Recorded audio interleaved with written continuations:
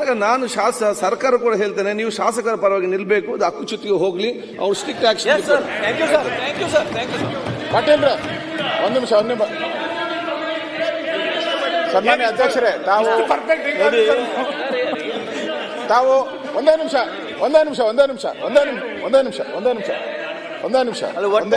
ಸನ್ಮಾನ್ಯ ಅಧ್ಯಕ್ಷರೇ, ತಾವು ಏನ್ ರೂಲಿಂಗ್ ಕೊಟ್ಟಿದ್ದೀರಾ ಅದು ಎಲ್ಲ ಸದನದಲ್ಲಿರೋಂಥ ಏನೋ ಗೌಡ್ರೆ ನೋಡಿ, ಅಲ್ಲಿ ಕೈ ಎತ್ತುತ್ತಾ ಇದ್ದಾರೆ ಹಿಂದೆ ನೋಡಿ, ಎಲ್ಲರದು ಕೊಟ್ಟಿದ್ದೀರಾ.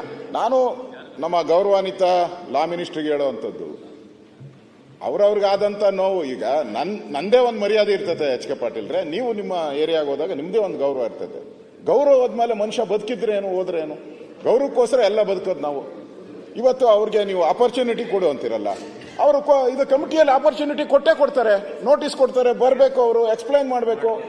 ಆ ಕಮಿಟಿಯಲ್ಲಿ ನಿಮ್ಮವರೇ ಚೇರ್ಮನ್ ಇದ್ದಾರೆ, ಆಡಳಿತ ಪಕ್ಷದವರೇ ಚೇರ್ಮನ್ ಇರ್ತಾರೆ, ನೋಟಿಸ್ ಕೊಡ್ತಾರೆ, ಬಂದವ್ರು ರಿಪ್ಲೈ ಮಾಡ್ತಾರೆ, ಅಲ್ಲಿ ಜಸ್ಟಿಸ್ ಕೊಟ್ಟೇ ಕೊಡ್ತಾರೆ ಅವರು. ಅಲ್ಲೇ ಏನಾದರೂ ತಪ್ಪು ಇವೆಲ್ಲ ಆದ್ರೆ ಅಲ್ಲೇ ತೀರ್ಮಾನ ಆಗೋಗ್ತೈತೆ. ಇಲ್ಲಿ ಕರೆದು ನಾವು ಇಷ್ಟೊಂದು ಜನ ಕೂತ್ಕೊಂಡು ಅವರಿಗಾಗಿ ನ್ಯಾಯ ಅವಶ್ಯಕತೆ ಇಲ್ಲ ಪಾಟೀಲ್. ಮಂತ್ರಿಗಳು ಅವರು ನಿಮ್ಮ ಸದಸ್ಯರಿಗಾಗಿರುವಂಥದ್ದು, ಇಲ್ಲಿ ರಕ್ಷಣೆ ಮಾಡುವಂಥದ್ದಲ್ಲ. ಆದರೆ ಇದು ನೀವು ಪ್ರಿವಿಲೇಜ್ ಕಮಿಟಿ ಕಳಿಸಿ ಅದೆಲ್ಲ ಆಗಿ, ಆ ಪ್ರೊಸೀಜರ್ ಎಲ್ಲ ಆಗಿ, ಈಗ ಮಾನ್ಯ ಬೆಲ್ಲದವ್ರು ಹೇಳಿದಾರಲ್ಲ, ಅಲ್ಲಿ ಹೈಕೋರ್ಟ್ನವ್ರಿಗೂ ಸಹಿತ ನಾವು ಜೈಲಿಗೆ ಹಾಕಿಸ್ಬೋದು. No, that is not the provisions in the law. ಅದು ಒಂದು ಸೆಕೆಂಡ್ ಕೇಳಿ. ಆದರೆ ಈ ಸಂದರ್ಭದಲ್ಲಿ ಅದು ಚರ್ಚಾ ವಸ್ತು ಅಲ್ಲ.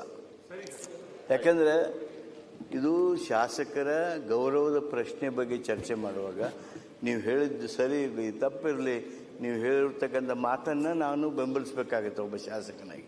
ಆದ್ದರಿಂದ ಅವುಗಳ ಬಗ್ಗೆನೂ ಚರ್ಚೆ ಆಗಬೇಕು ಅನ್ನುವಂಥ ಸಂದರ್ಭಕ್ಕೆ ನಾನು ಹೋಗೋದಿಲ್ಲ. ಆದರೆ ಇಷ್ಟೇ ತಮ್ಮಲ್ಲಿ ಅರಿಕೆ ಮಾಡ್ಕೋತೀನಿ, ತಾವು ತಮ್ಮ ಚೇಂಬರ್ನಲ್ಲಿ ಕರೀರಿ. ಅದು ಅಧ್ಯಕ್ಷರ ತೀರ್ಮಾನ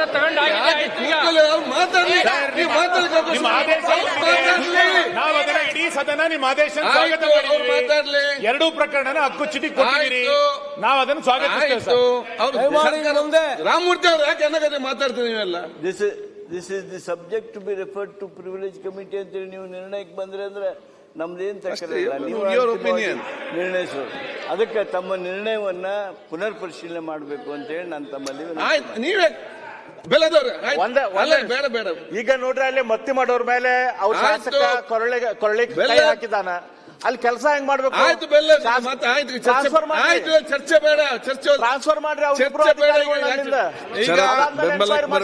ನಿಮ್ ಸದಸ್ಯರಿಗೆ. ಈಗ ಸರ್ಕಾರ ತಾವು ಇವತ್ತು ಒಂದು ಉತ್ತಮ ಒಂದು ಸಿಸ್ಟಮ್ ಇಂದಾಗಿ ಈ ರೀತಿ ಮಾಡುವ ಅಂತ ಹೇಳಿದ್ದೀರಿ. ಆದರೆ ನನ್ನ ಆತ್ಮಸಾಕ್ಷಿ ಏನಲ್ತ ಅಂತ ಹೇಳಿದ್ರೆ, ಇಂಥ ಅಧಿಕಾರಿಗಳಿಗೆ ನಮ್ಮ ಕಚೇರಿಯಲ್ಲಿ ಯಾವುದೇ ಅವಕಾಶ ಕೊಡಬಾರ್ದು. ಆಯ್ತಾ? ಅವರು ಪ್ರಿವಿಲೇಜ್ ಕಮಿಟಿ ಹೋಗಿ ಅಲ್ಲಿ ಏನ್ ಬೇಕಾದವರು ಮಾಡಿಕೊಳ್ಳಿ. ಪ್ರಿವಿಲೇಜ್ ಕಮಿಟಿ ಮಾತ್ರ ಇದನ್ನು ನಿಭಾಯಿಸಿ ಆದಷ್ಟು ಬೇಗನೆ ತೀರ್ಮಾನ ಕೊಡಬೇಕು. ನಮ್ಗೆ ಅಧಿಕಾರಿ ಇಂಪಾರ್ಟೆಂಟ್, ನಮ್ಗೆ ಶಾಸಕರು ಇಂಪಾರ್ಟೆಂಟ್.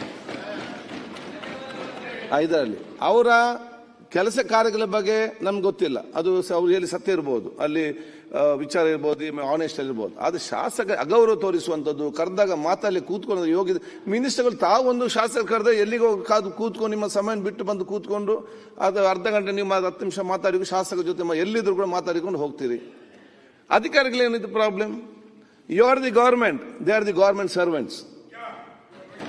ಇದರಲ್ಲಿ ಸೊ ಇವ್ರ ಸುಪ್ರೀಂ ಶಾಸಕರ ಅವಮಾನ ಮಾಡಲಿಕ್ಕೆ ಅದು ನಾವು ಬಿಡ್ಲಿಕ್ಕೆ ಸಾಧ್ಯ. ಕೆಲಸ ಮಾಡದಿದ್ದಾಗೆ ಅದು ಕೆಲಸ ಎಲ್ಲ ಮಾಡ್ಲಿಕ್ಕೆ ಆಗುದಿಲ್ಲ. ಅದು ನ್ಯಾಯಯುತವಾಗಿದ್ರೆ ಮಾತ್ರ, ಇಲ್ಲದ್ರೆ ಮಾಡುದಿಲ್ಲ.